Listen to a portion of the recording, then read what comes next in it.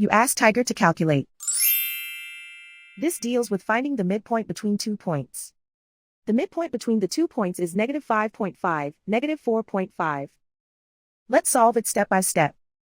Plot the 2 points and calculate the midpoint using the formula. The coordinates of point 1 are x1 equals -3, y1 equals -3. The coordinates of point 2 are x2 equals -8, y2 equals -6. PM represents the midpoint of the 2 points.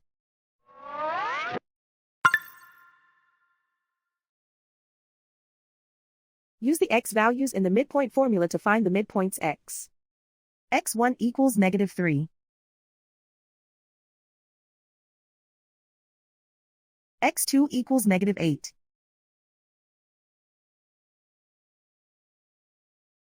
Simplify the arithmetic.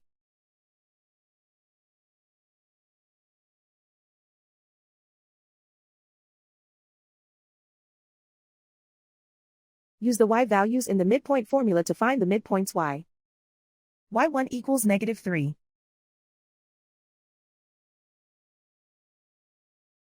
y2 equals -6. Simplify the arithmetic.